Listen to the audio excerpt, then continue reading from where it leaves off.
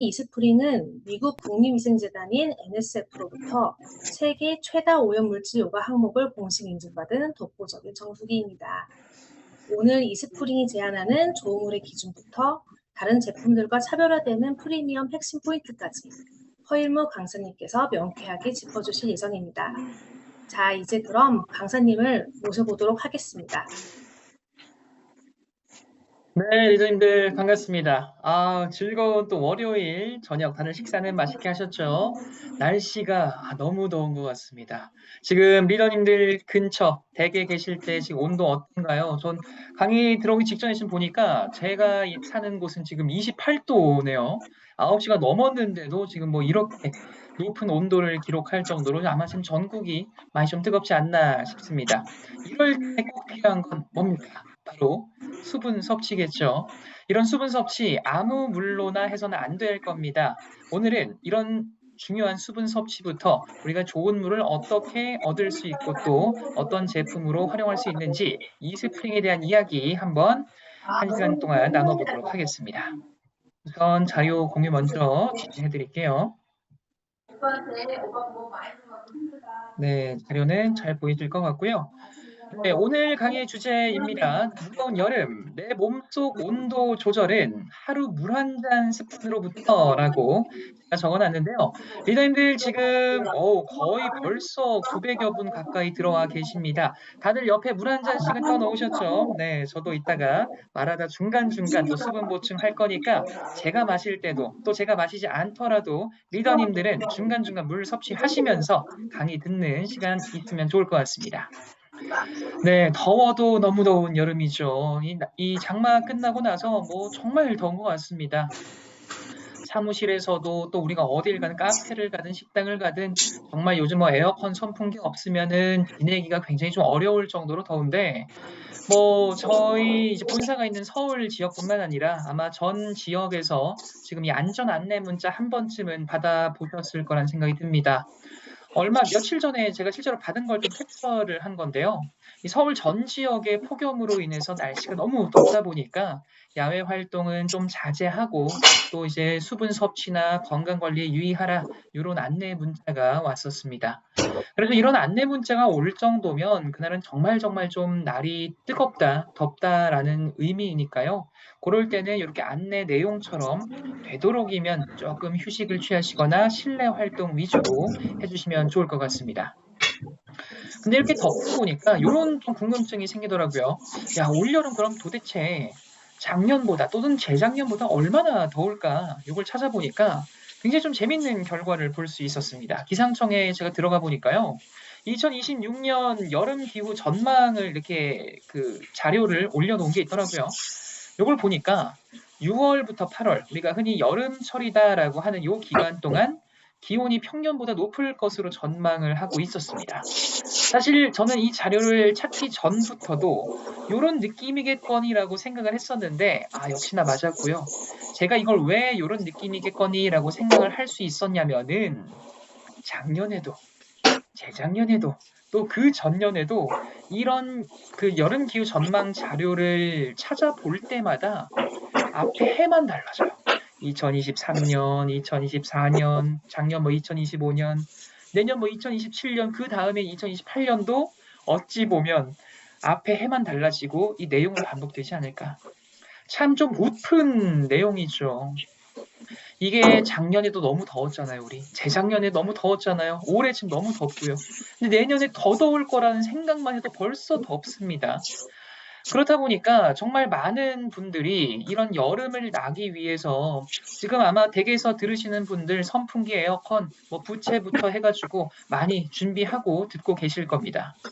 저 역시도 지금 뭐 에어컨 켜놓고 하고 있기도 합니다. 그런데 에어컨이나 선풍기 또는 부채에는요, 내 겉모습, 이 외적인 거를 굉장히 좀 시원하게 만들어줄 수는 있어요. 꼭 필요한 거 맞아요. 그런데요, 내 몸 안쪽부터, 이 내면 깊숙한 곳부터의 더위를 식혀주는 방법은 에어컨만으로는 해결이 안 될 수도 있겠다라는 겁니다. 이 여름철 내 몸을 위한 진짜 에어컨 뭘까요? 지금 옆에 물음표 힌트가 나와 있죠. 답, 물, 수분 섭취 맞습니다.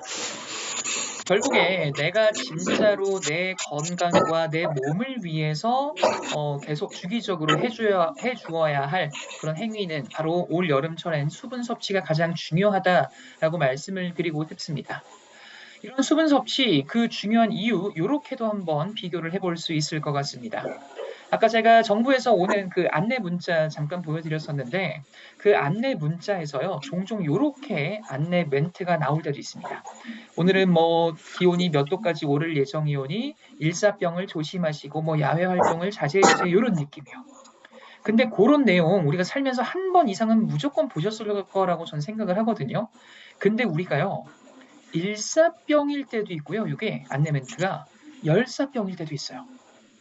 혹시 지금 리더님들 일사병과 열사병 나는 제대로 구분할 줄 안다. 십니까? 네. 많지는 않으실 것 같습니다. 이걸 왜 제가 여쭤봤냐면요. 제가 그랬거든요.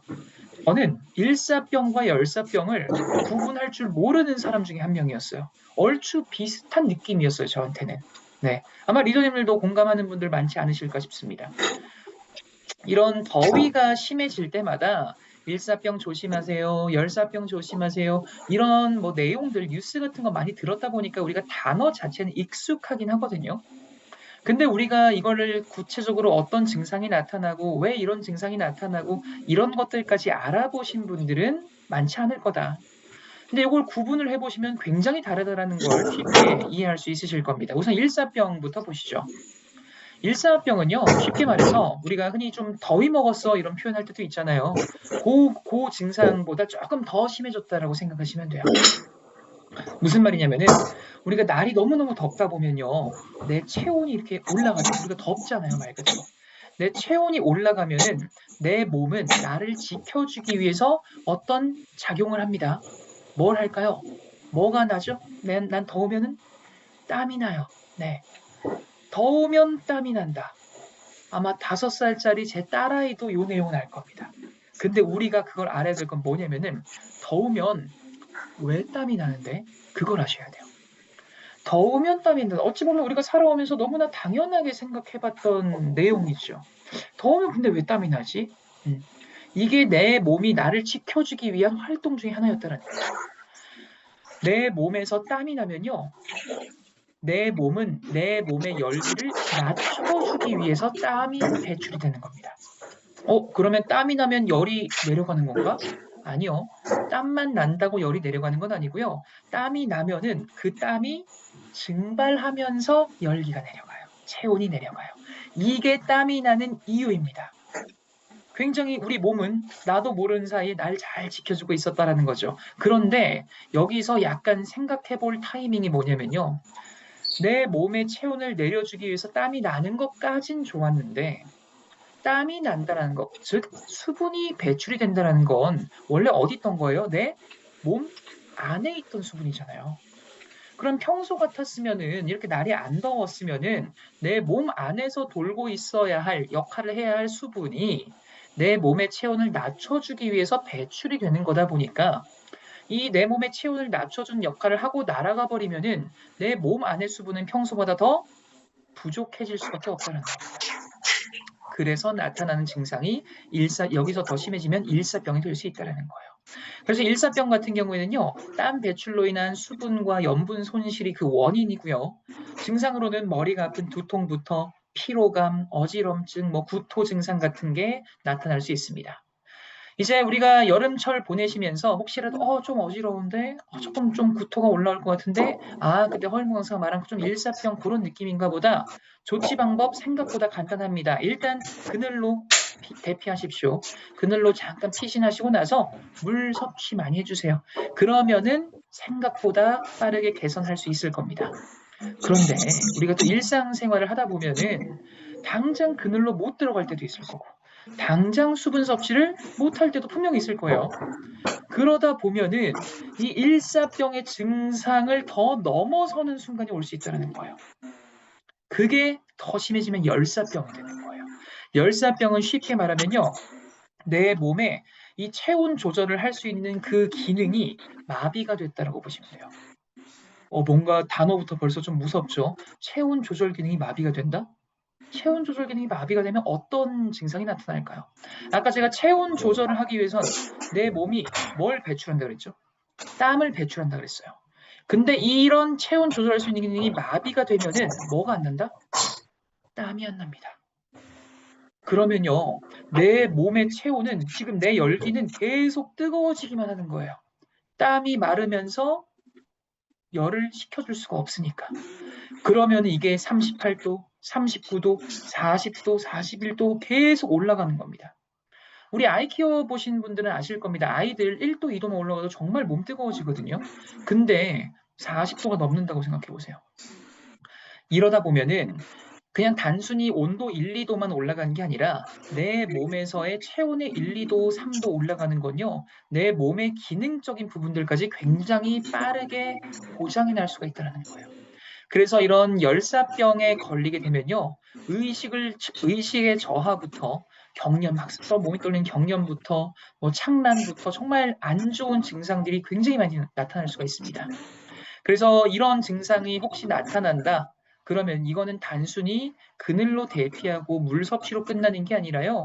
이런 증상이 나타날 땐 정말로 바로 119 부르셔야 합니다. 굉장히 좀 심각한 상태라는 걸 좀 기억을 해주시기 바랍니다.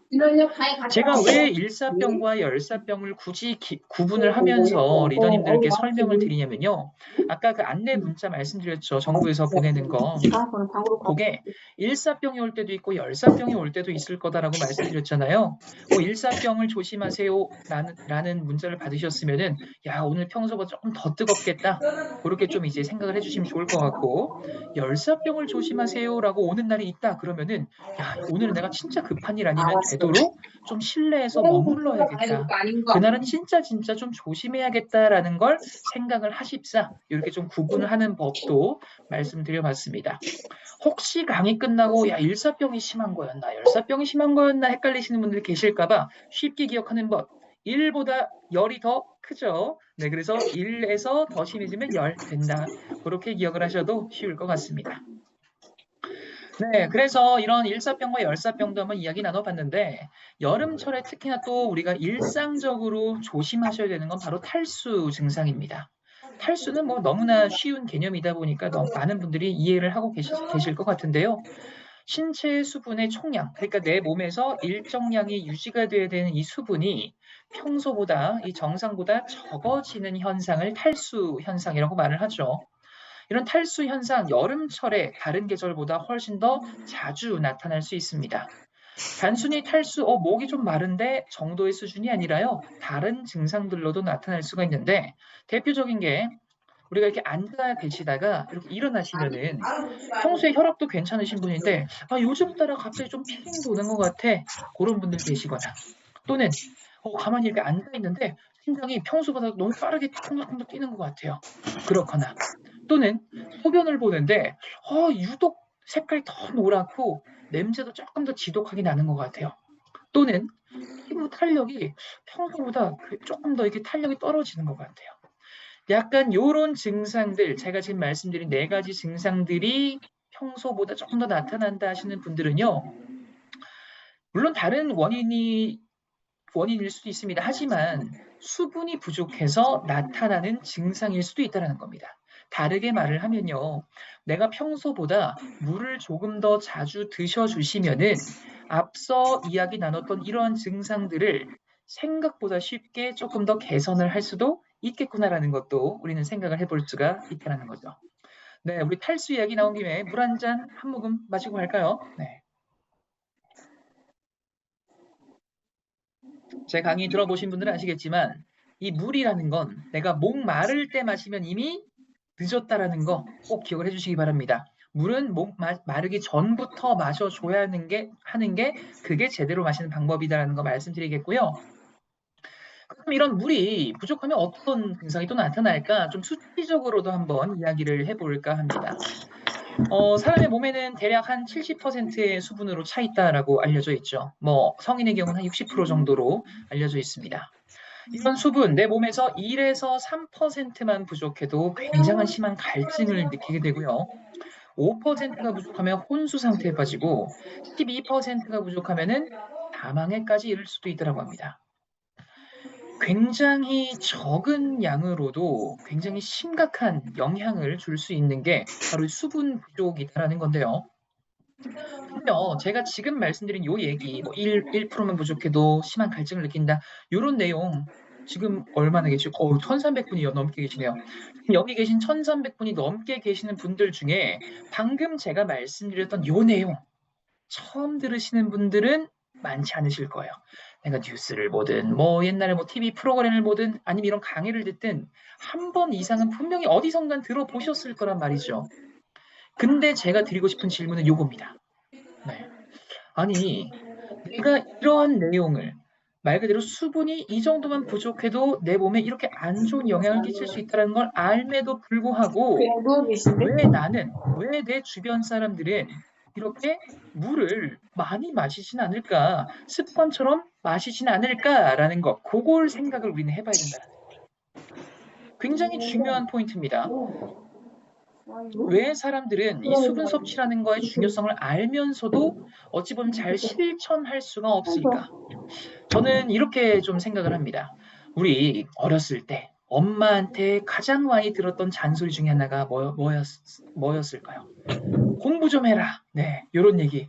안 들으셨나요? 전 많이 들었거든요. 공부 좀 해라. 이런 얘기를 참 많이 들었는데 이게 어머니가 하신 요 말이 너무너무 맞는 얘기고 중요한 얘기잖아요. 근데 왜 학생들은 이렇게 중요한 얘기임에도 불구하고 공부를 안 할까? 네, 마치 그런 느낌 아닐까요? 너무 자주 들었다 보니까 맞는 얘기인 것도 알겠고 중요한 얘기인 것도 알겠는데 어느 순간 잔소리처럼 들리는 거예요. 그렇다 보니까 그냥 한 귀로 듣고 한 귀로 흘리는 경우도 생기지 않았나라는 생각이 듭니다. 이 수분 섭취도 비슷한 것 같아요. 여름철만 되면 이렇게 정부 안내 문자에서도 뉴스에서도 뭐 TV 방송에서도 아니면 이런 강의에서도 물 드세요, 물 드세요, 물 드세요. 너무 자주 들었다 보니까 맞는 얘기인 걸 알면서도 어느 순간 나도 모르게 한 귀로 듣고 한 귀로 흘리는 적이 많지 않았나. 하지만 그렇다고 수분 섭취 안 하시면 안 되겠죠. 그래서 제가 고민을 했어요. 야, 이거를 어떻게 하면 리더님들이 조금 더 수분 섭취를 많이 할 수 있을까? 물을 자주 드실 수 있을까? 아하, 그러면은 이 1%가 부족하다는 걸 구체적으로 좀 계산을 해보자. 네, 계산을 해보자. 한 20분 정도 강의 진행했는데요. 아직 좀 졸린 분 많이 안 계시죠? 혹시 졸린 분 계실까 봐 잠 좀 깨시라고. 네, 우리 여름철 핫하게 제가 한번 우통 한번 까봤습니다. 네, 네, 저 맞고요. AI 아니고요. 정말 운동 열심히 한 허일무 강사 맞고요. 네, 잠이 좀 깨셨나요? 네, 좋습니다. 제가 이걸 왜 사진을 굳이 공개를 했냐? 리더님들의 잠도 깨울 겸, 요 내용은 잊지 마셔라 하는 의도로 한번 공개를 해봤습니다. 우리 임효진님 손 드셨어요. 지금 박수를 쳐주신 거라고 이해하겠습니다. 고혜영 리더님 감사합니다. 네, 이제 손 안 드셔도 돼요. 네. 네. 1% 부족한 게 어느 정도인가? 직접 우리를 대상으로 한번 계산을 해보자라는 겁니다. 평소 체중이 74kg 정도가 됩니다. 여기서 우리 몸의 수분이 한 60% 정도 된다 그랬죠. 성인의 수분 비율이. 그럼 제 몸엔 지금 한 52kg 정도의 수분이 지금 차 있을 거란 얘기예요. 그럼 이 52kg 정도의 1%몇 밀리리터죠? 대략 520ml 정도 된다는 거예요.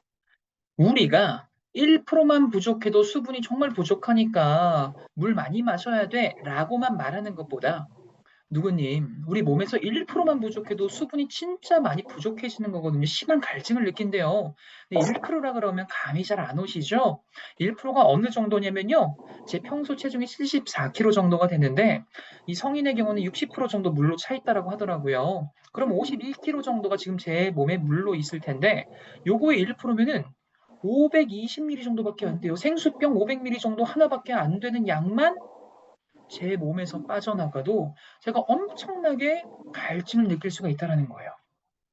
근데 누구님은 저보다 체중도 덜 나가시잖아요. 그러면 어찌 보면 500ml보다도 덜 빠져도 굉장히 심한 갈증을 느낄 수 있다는 거거든요.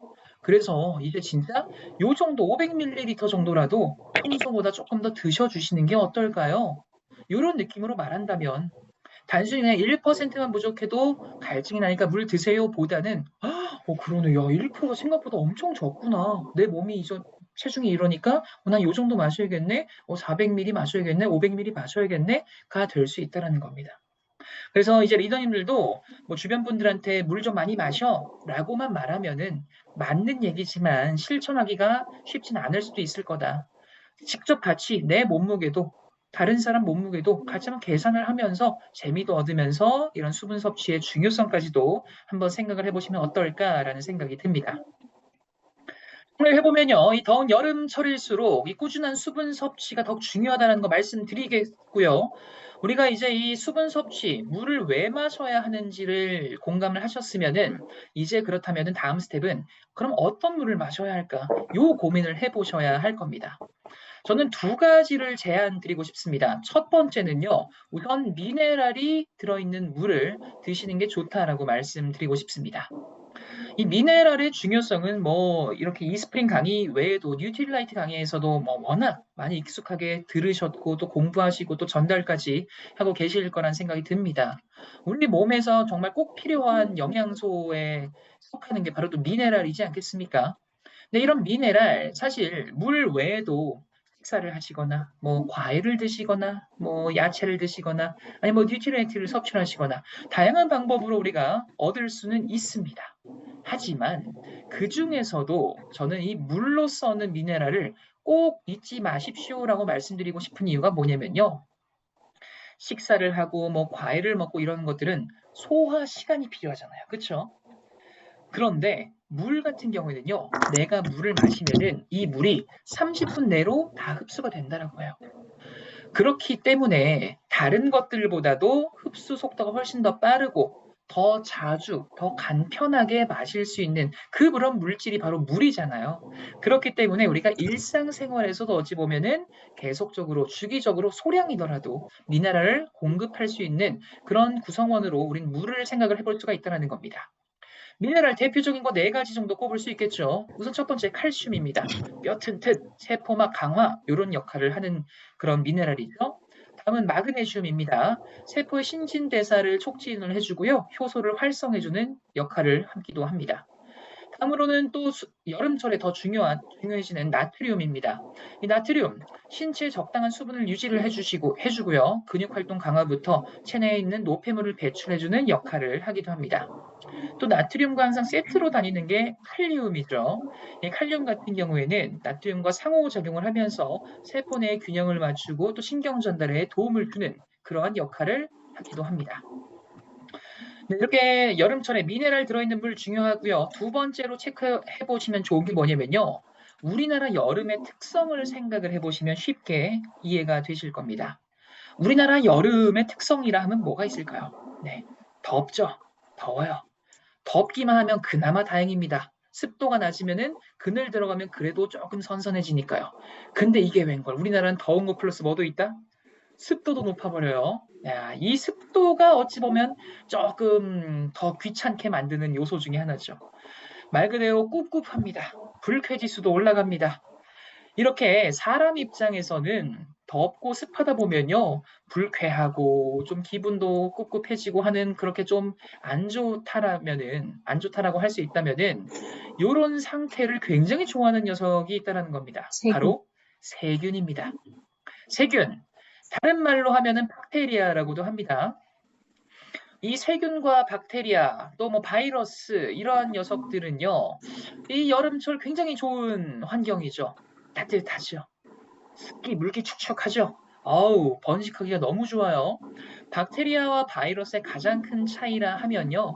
박테리아 같은 경우에는 얘 혼자서도 살아갈 수 있습니다. 근데 바이러스 같은 경우에는 숙주가 필요해요. 숙주. 그래서 중중중 날아다니다가 우리 뭐 몇 년 전에 우리를 그렇게 괴롭혔던 코로나 바이러스도 우리 몸에 들어오면은 거기에 기생하면서 이제 안 좋은 영향들을 막 펼치는 게 바이러스. 세균은 바깥에서도 혼자서 살아갈 수도 있고 몸 안에 들어와도 또 안 좋은 영향을 끼칠 수도 있고 이게 세균과 바이러스의 차이인데 여름철에는 이 세균을 조금 더 신경을 써 주셔야 합니다. 왜냐? 이런 뉴스 참 많이 나오죠. 식중독 조심하세요. 뭐 식중독 환자가 뭐 단체로 발생했다더라. 이런 뉴스 같은 거요. 최근 5년간 이런 계절별 식중독 발생 현황을 살펴보면요. 뭐 여름철이 압도적으로 많습니다. 봄, 여름, 가을, 겨울 중에 이 덥고 습한 계절인 여름철에 이런 식중독의 환자 수가 굉장히 많이 늘고 있다라는 건데요. 이런 식중독이 왜 감염이 되나를 살펴보니까 뭐 일단 기본적으로 식재료 같은 것들을 제대로 익히지 않고 섭취했을 때 또는 제대로 세척하지 않고 섭취했을 때 식중독에 감염이 될 확률이 높다더라라는 걸 쉽게 공감할 수 있으실 겁니다. 식중독에 걸리면 어떤 증상들이 나타날까요? 말 그대로 좀 배탈이 나고 뭐 장염이 걸릴 때가 많겠죠. 그러다 보면 뭐 설사를 하거나 배가 아프거나 뭐 구토를 하거나 이러한 증상들을 보면요. 이제 리더님들은 공통점이 보이셔야 돼요. 설사를 한다고? 배가 아프다고? 구토한다고? 그러면 평소보다 내 몸속에 수분이 더 많이 배출이 되겠구나라는 게 이제 보이셔야 됩니다. 그쵸? 그래서 우리 배탈 나가지고 병원 가서 약 처방 받으실 때 의사 선생님이 또 꼭 무슨 말을 하죠? 약 처방도 해주지만 뭐 많이 마셔라? 물 많이 드세요. 요 얘기 많이 하잖아요. 왜 그러냐? 결국 설사하면, 토하면, 땀 더 많이 흘리면 평소보다 수분 배출이 더 많아지기 때문입니다. 네. 요 얘기 나온 김에 우리 물 한 모금 더 마시고 가시죠. 네. 네. 이 수분 보충 중간중간 수분 보충까지 하는 좋은 강의. 좋아요, 좋아요. 네. 이제 이 식중독의 증상까지 알아봤으니까 이 식중독을 그럼 예방을 잘 해야 할 겁니다. 6대 수칙을 한번 가져와 봤습니다. 우선 손 잘 씻어 주십시오. 그다음 식재료 같은 거 잘 익혀서 드셔 주십시오. 그다음에 끓여 먹는 것도 방법이 될 수 있고요. 이제 식기류 같은 것들 잘 교차 사용되지 않게 구분해서 사용해 주시고요. 또 세척, 소독 잘 해 주시고요. 또 음식물, 식재료 같은 것들 보관하실 때 보관 온도 같은 거 잘 신경 써 주시기 바랍니다. 여기서 제가 리더님들이 조금 눈여겨 보시면 좋을 것 같은 게 3번입니다. 3번. 3번 지금 끓여 먹기라고 나와 있고요. 그 아래 설명이 뭐가 나와 있냐면은 물을 끓여 먹기라고 나와 있어요. 물을 끓여 먹어라. 잠깐만. 난 그럼 정수기 쓰는데 정수기 써도 물을 끓여 먹어야 되나? 이거 참고로 서울특별시 자료거든요. 여기서 제가 좀 구분을 해드리겠습니다. 일단 이 서울시에서 공유하는 자료이다 보니까 말 그대로 불특정 시민들이 다 볼 수 있는 공감할 수 있는 내용들을 전파를 해야겠죠. 그러다 보니까 좀 일반적인 이런 수칙들을 얘기를 했다면요. 조금 더 우린 구체화해보자라는 겁니다. 이스프링 정수기를 쓰시는 분들이라면요. 내가 이제 물을 드시려고 이렇게 퍼시를 돌려서 물을 떴습니다. 그 물 굳이 안 끓이셔도 된다라고 전 말씀드릴 수 있겠습니다. 다시 한번 이스프링 쓰시면요. 굳이 물 안 끓이셔도 돼요.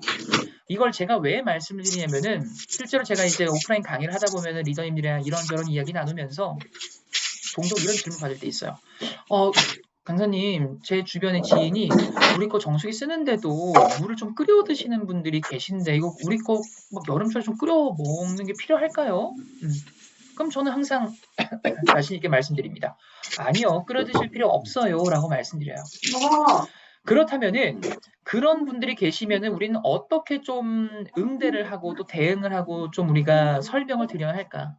결국 끓여 드시는 분이 왜 끓여 드시는지를 이해를 해보시면 쉽게 저는 응대할 수 있을 거라고 생각이 듭니다. 혹시 지금 여기 제 강의를 듣고 계시는 분들 중에서도 나는 지금 정수기를 쓰고 있는데도 물 끓여 마셔요 하는 분들이 계시다면요. 저는 강하게 확신할 수 있습니다. 이 정수기 물이 정말 뭐 막 세균이 있고 막 이런 게 아니라 여름철에 방금 우리 이야기 나눴던 것처럼 뭐 세균 번식도 빠르고 쉽다고 하니까 조금 더 안심하고 싶어서가 가장 큰 이유이실 거라고 저는 생각을 합니다. 맞죠? 그런데요, 그 안심하고 싶어서 다르게 말하면은 과연 이 물 괜찮을까라는 조금 뭐 악의는 없지만 좀 그런 의심도 있을 수도 있을 거고요. 근데 그런 의심이 해결이 된다면, 의심이 확신이 된다면은 그렇지 않다라는 확신이 생긴다라면은 굳이 물을 끓이는 행위도 안 하셔도 될 거란 말이에요. 우리 이스프링 같은 경우에는 그런 분들이 혹시라도 계실까봐 여름철에 더더욱 안심하실 수 있는 UVC 기술력이 들어가 있죠. 조금 이따가 뒤에서 조금 더 자세하게 설명드리겠지만 이 UVC 기술력 덕분에 박테리아부터 바이러스까지 훨씬 더 안심할 수 있는 수준까지의 물을 제공할 수가 있다는 겁니다. 이렇게도 이제 말씀해 보시면 어떨까요? 누구님, 여름철에 물 끓여 드시려고 하면요. 그쵸. 조금 걱정돼서 그러시는 거죠? 근데 저희 거 같은 경우 UVC 기술력이 있기 때문에 안심하고 드셔도 됩니다. 또 그리고 물 끓이려면 얼마나 좀 번거로워요. 물 끓이는 또 주전자 같은 거 필요하겠죠. 끓이면서 또 열기 나오니까 덥죠. 그 끓인 물 또 바로 못 먹잖아요. 끓었다 보니까 식혀야 되죠. 시간도 걸리겠죠. 이러한 번거로운 과정 하실 필요 없이요. 우리 UVC로 안심할 수 있는 그런 비활성화 살균한 좋은 물 드시면은 편하면서 안심까지 할 수 있는 그런 물입니다. 이렇게 말씀해 주신다면은 결국 그분은 이 물을 조금 더 안심하고 싶었던 거였기 때문에 그 마음을 헤아려 주자라는 거 그걸 좀 기억을 해주시면 좋을 것 같습니다. 해보면요. 이런 더운 여름철일수록 박테리아와 바이러스 관리 더 잘 해주셔야 한다라는 거 말씀드리면서 그렇다면 이제 우리 아메이의 이스프링 제품은 얼마나 자신 있길래 이러한 것들 걱정하지 않고 안심할 수 있다라고 하는지 한번 보도록 하겠습니다. 일단 저는 이 좋은 물의 조건 이렇게 한번 표현해보고 싶습니다. 새로운 시대에 맞는 새로운 정수기라고 말이죠. 우리가 옷을 사러 가실 때도 이왕이면 요즘 좀 트렌드에 맞고 유행하는 거 사실 거예요. 굳이 유행 지난 옷을 구매하진 않으실 거예요. 뭐 식당에 가서 외식을 할 때도 마찬가지일 거예요. 요즘 좀 TV에 나오는 게 뭐지? 좀 유행하는 음식 뭐지? 디저트는 뭐 있지? 이런 것들 찾는 또 재미도 있지 않습니까? 이처럼 우리가 먹고 입는 이렇게 즐길 거리만 트렌드를 쫓는 게 아니라 우리가 안심하고 마실 수 있는 이런 정수기에서도요, 트렌드라는 게 있다는 겁니다. 예전에는 요런 물질들을 걸러내는 게 이슈였다면은 요즘에는 요런 물질들을 걸러내는 게 필요합니다라고 하는 그런 트렌드요. 그렇다면은 요즘에 어떤 물질들을 걸러내는 정수기가 좋은 정수기라고 할 수 있을까를 살펴보시면요. 대표적인 거 세 가지를 꼽을 수 있습니다.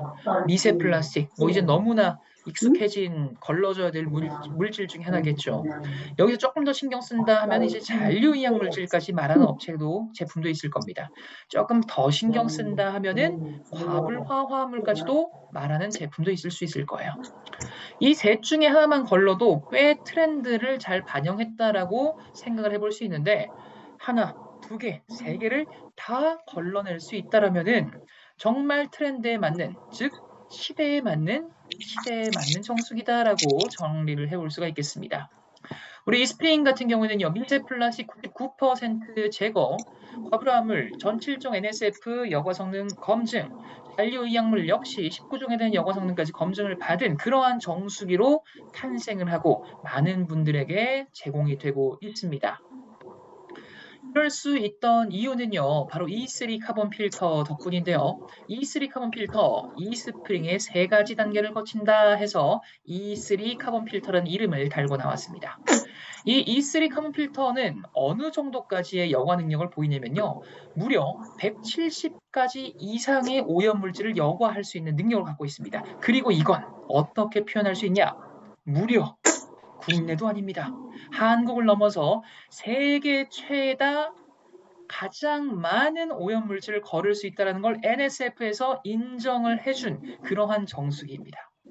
혹시 리더님들 네이버에 우리 아메이나 이스프링 같은 거 검색 자주 하십니까? 네, 저는 또 제 담당 제품이기 때문에 정말 매일매일 검색을 해봅니다.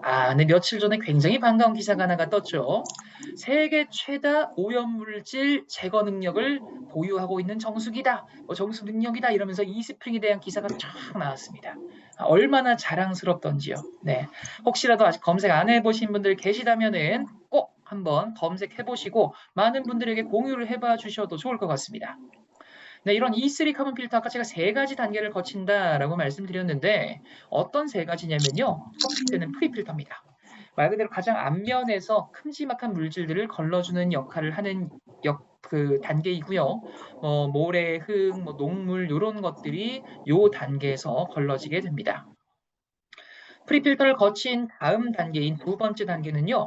디펜스 가드라고 해서요. 뭔가 디펜스 이렇게 막아주는 느낌이 나죠. 디펜스 가드에서 가장 기억을 해주셔야 하는 물질은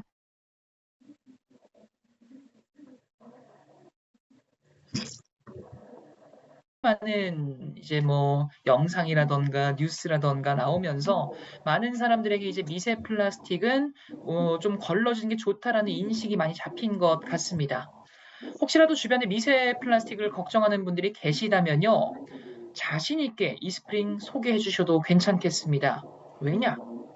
이 스프링은 무려 그 미세 플라스틱을 99%나 제거할 수 있기 때문입니다. 굉장히 놀라우시죠? 근데요, 단순히 수치만 놀라운 게 아닙니다. 이 99%의 제거 능력을 어디서 인증을 받았냐? 우리 어찌 보면 수처리, 정수처리계의 끝판왕 기관이라고 알려져 있는 NSF에서 인증을 받았다는 겁니다. 이렇게 한번 생각을 해보십시오.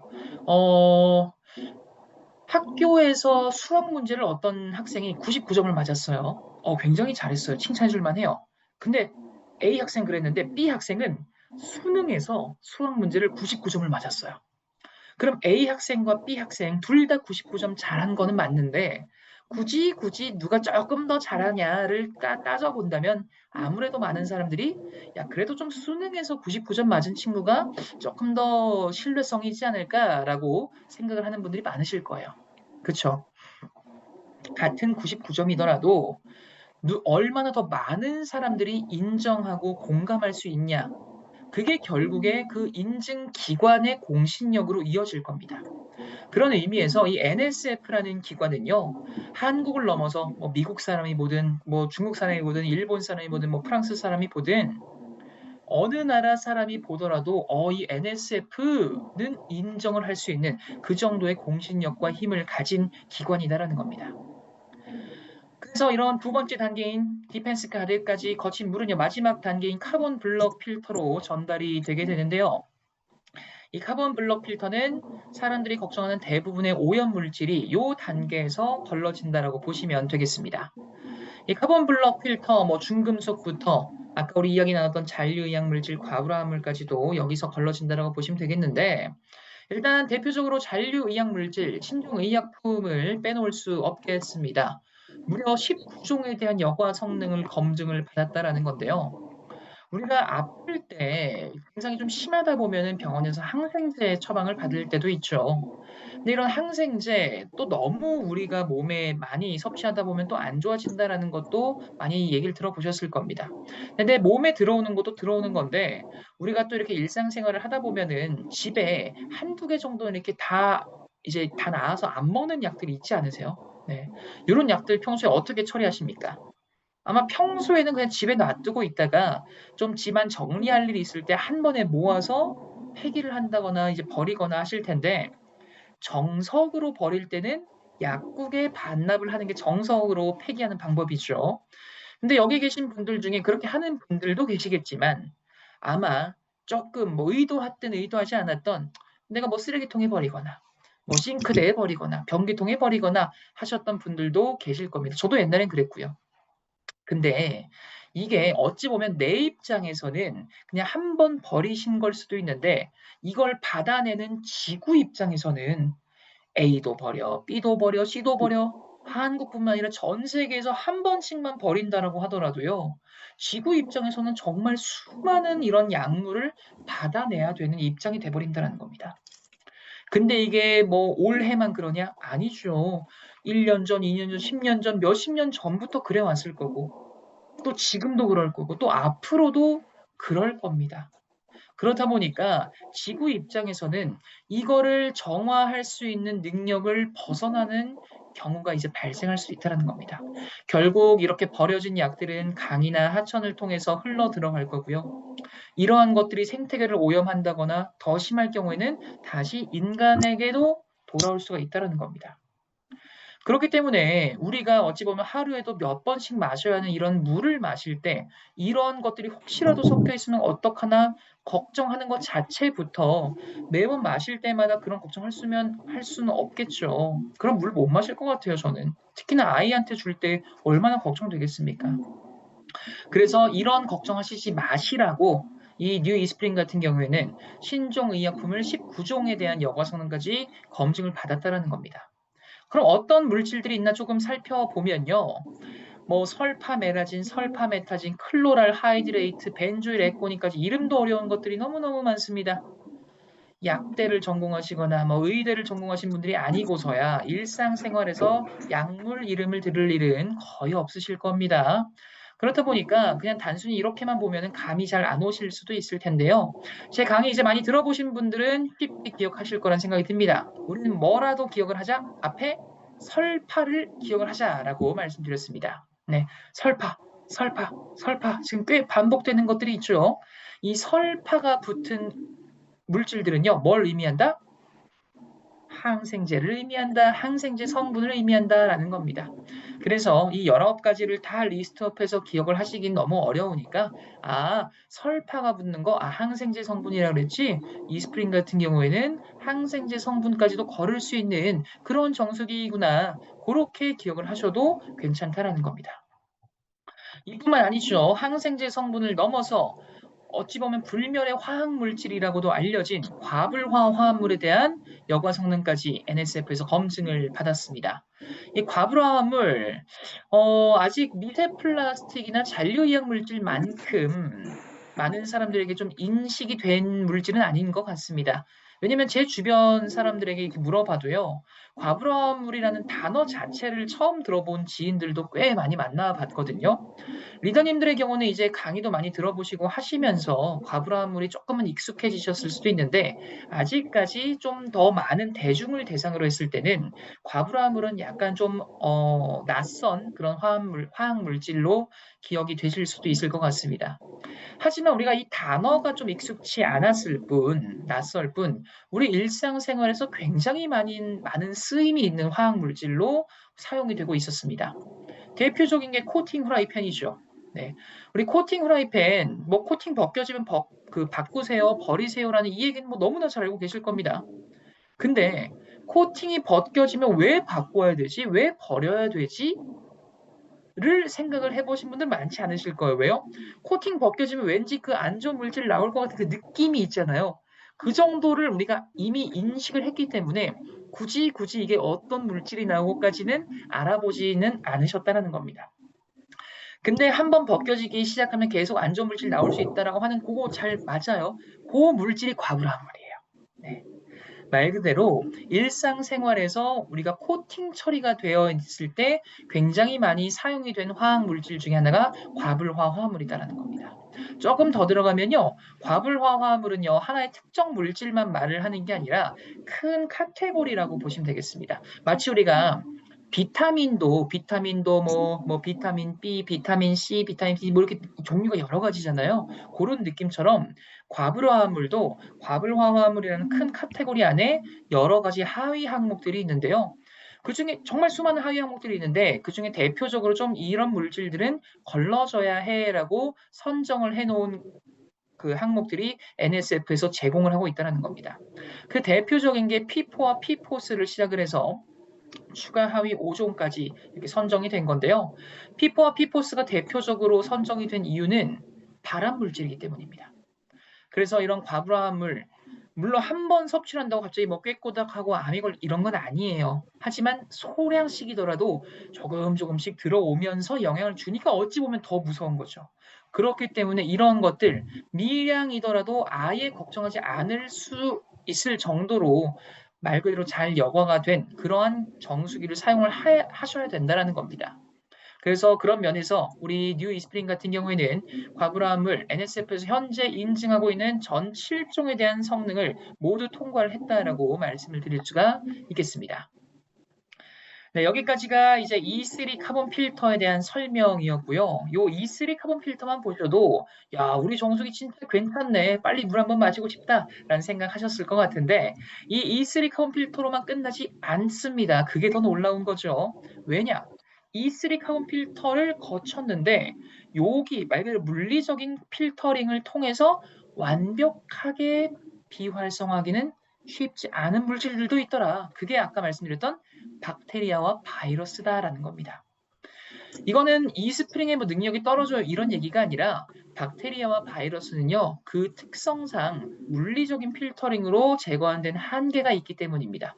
그래서 많은 제품들이 UVC, 이 자외선 살균을 활용을 한다는 건데, 그 중에서도 우리 이스프링의 UVC는 더욱 특별하다고 말씀드릴 수 있는 이유를 한번 살펴보도록 하겠습니다.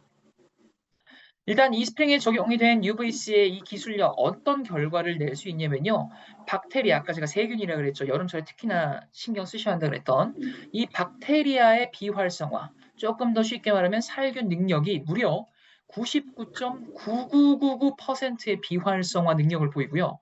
바이러스 역시 99.99%의 능력을 보일 정도로 여름철에 물 더 끓여 드세요. 이렇게 안 하셔도 될 정도의 안심을 제공한다는 겁니다. 이럴 수 있는 이유가 뭐냐면요. UVC가 있다고 이러한 결과가 똑같이 나올 수가 없습니다. 왜냐하면 그 파장에 따라서 살균력은 서로 다를 수 있기 때문인데요. 이 미생물이 가장 취약하다고 알려진 UVC의 파장은요. 265 나노미터입니다. 그리고 우리 이스프링에 적용된 UVC의 파장은 265에서 269 나노미터의 파장을 보임으로써 아까 우리가 봤던 이런 박테리아부터 바이러스의 이러한 성능까지 결과치까지 낼 수 있는 그런 능력을 갖추게 되었다라는 거죠. 굉장히 놀라운 수치죠. 하지만 이게 아무리 잘 비활성화되어 있다라고 하더라도요, 솔직히 말해서 내가 물을 떠놓고 보면은 구분은 잘 안 갈 수도 있어요. 왜냐면 이미 너무 작다 보니까. 그래서 이거를 육안으로 좀 확인하실 수 있게 우리 아메이 글로벌 본사에서 시험한 영상이 있는데 그걸 한번 보면서 이야기를 조금 더 나눠보도록 하겠습니다. 3개의 시험체가 나올 겁니다. 첫 번째 시험체는요, 아무것도 정수하지 않은 물, 그 다음에 두 번째는 E3 카본 필터만 거친 물, 세 번째는 UVC LED까지 거친 물입니다. 시간이 지나면서 박테리아가 번식을 하게 되면요, 붉게 색깔이 변할 겁니다. UVC까지 거친 물은 이 색깔이 어느 정도에 변하는지 한번 보시죠. 지금 보시면은 아무것도 정수하지 않은 물은 이미 세균이 번식을 했습니다. 하지만 UVC까지 거친 물은 거의 20시간가량이 지났음에도 불구하고 박테리아 증식이 거의 관찰되지 않았다라는 게 굉장히 놀라운 포인트거든요. 이처럼 우리가 설사 눈에 보이지 않는다라고 하더라도 이만큼 확실한 성능을 갖고 있는 게 확인이 되셨으니까 꼭 기억을 해주시면 좋을 것 같고요.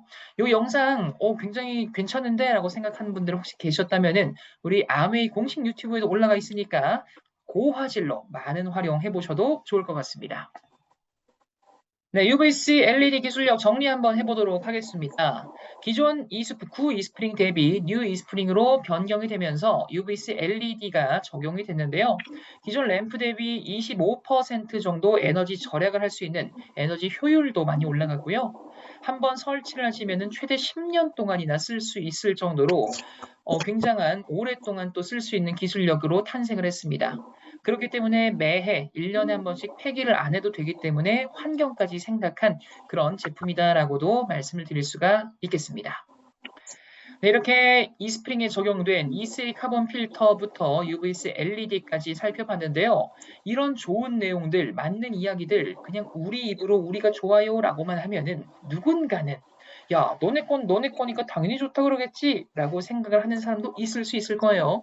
그래서 우리는 단순히 우리 입으로만 좋다 그러는 게 아니라 이런 기능은 요런 기관에서 인증받았고요. 요런 기관에서 인증받았습니다. 그런 신뢰성까지 올릴 수 있는 인증을 받았다는 겁니다. 그 대표적인 기관이 아까 말씀드렸던 NSF라고 말씀을 드렸던 기관이고요. 이 NSF에서 우리는 4가지의 인증을 받았습니다. 42항목, 53, 55B, 401 항목까지 4가지의 인증을 받았는데 42항목의 경우에는 맛이나 냄새 같은 이런 심미적인 말 그대로 가장 정수기로서 갖춰야 할 기본적인 요소에 대한 인증이라고 보시면 되겠고요. 53항목의 경우에는 유기화합물이나 중금속, 과불화합물 같은 사람들이 전통적으로 좀 걱정을 하는 그런 오염물질들에 대한 인증. 그 다음에 55B 항목은 박테리아, 바이러스 조금 전에 이야기 나눴죠. 그런 것들에 대한 비활성화 능력에 대한 인증. 그리고 401 마지막 항목 같은 경우는 미세 플라스틱이나 잔류의약 물질 같이 예전에는 이슈가 되지 않았지만 요즘 발견이 되거나 요즘 조금 더 이슈가 되는 물질들에 대한 인증입니다. 말 그대로 가장 기본부터 가장 최신에 이슈되는 것들까지 다 인증을 받았다라고 말씀드릴 수가 있겠고요. 이런 NSF뿐만 아니라 미국 수질 협회인 WQA에서 발급하는 골드 실까지 수여를 받았습니다. 이런 NSF 인증 또 WQA 인증은요, 정수기 업계에서는요, 말 그대로 좀 끝판왕 인증들로 알려져 있습니다. 어떤 거 하나만 받아도 굉장히 자랑할 거리인데 우리는 WQA부터 NSF까지 이 끝판왕 인증 기관에서 모두 인증을 받았다라는 게 어찌 보면 사람들이 더 믿고 쓸 수 있는 공신력을 제공하는 그 반증이 아닌가라고도 정리를 해볼 수가 있겠습니다. 이렇게 우리가 믿고 쓸 수 있는 공신력까지 한번 살펴봤고요. 네, 이제 요 얘기만 말씀드리고 이제 강의 마무리 짓도록 하겠습니다. 여름철 대비 우리가 또 퍼싯, 조금 더 구체적으로 말씀드린 스파웃, 우리 거위목 있죠? 물이 나오는 길목. 그거 한번 빼서 세척해 주시는 것도 제가 좀 권장드리도록 하겠습니다. 여름철에 이 스파웃 관리하는 거 어렵지 않습니다. 뉴 이스프링 기준으로 하면요. 요 거위목 잡고 그냥 쑥 당기면 빠집니다. 쑥 빼시고요. 보울 같은 거 식초 좀 담가 놓으시고 받아 놓으시고 1시간 동안 담가만 놓으세요. 볼일 보시고 뭐 TV를 보시든 25센트 라이드 타시든 그렇게 좀 볼일 보고 오신 다음에 꺼내서 헹궈만 주십시오. 그게 세척입니다. 요 정도는 할 수 있으시겠죠? 그래서 우리가 퍼식 관리도 주기적으로 해주시는 게 훨씬 더 건강한 물 생활할 수 있는 방법이다라는 것까지 말씀드리면서 우리가 오늘 이야기 나눴던 이 좋은 제품들 많은 분들이 경험하실 수 있도록 프로모션도 본사에서 함께 진행하고 있습니다. 이제는 이런 좋은 물 한번 물도 환승하세요라는 차원으로 환승워터 보상 판매 프로모션이 진행 중인데요. 이번 프로모션 말 그대로 역대급입니다. 우리 구형 제품 쓰시는 구형 이스프링을 쓰시는 분들부터 타사 정수기를 쓰는 분들까지도 모두 혜택을 받으실 수 있고요. 이 혜택 우리 아메이 바우처입니다. 아메이 바우처 10만 원권 2매를 총 20만 원의 혜택을 제공해드리는 그런 프로모션인데요. 타사 정수기가 너무너무 매력적인 게 어떤 것까지 해당이 되냐면요. 우리 브리땡이라고 하는 그 주전자 같이 생긴 그거 있죠. 브리땡도 포함입니다, 이번에. 그래서 혹시라도 기계형 정수기 아니고 브리땡 쓰시는 분들이 계신다라고 하더라도 혜택 받으실 수 있다는 거 말씀드리겠고요. 이번에 마케터가 말 그대로 작성했습니다. 이번에 프로모션으로 구매하신 분들이요. 바로 설치 안 하셔도 되고요. 내년 2월까지 설치 기간 해드립니다. 그렇기 때문에 보상 판매 혜택은 받으면서 설치 기간은 내가 원하실 때 그 기간까지도 확보를 해둘 수가 있다는 거. 그리고 이번 달 7월 그리고 다음 달 8월까지 추가 혜택이 더 업그레이드가 됐습니다. 바로 현대카드, 신한카드, 삼성카드가 10개월 무이자 혜택까지 추가가 됐으니까요. 마케터가 얼마나 이번에 준비 열심히 한지 조금 더 공감이 되실 것 같습니다.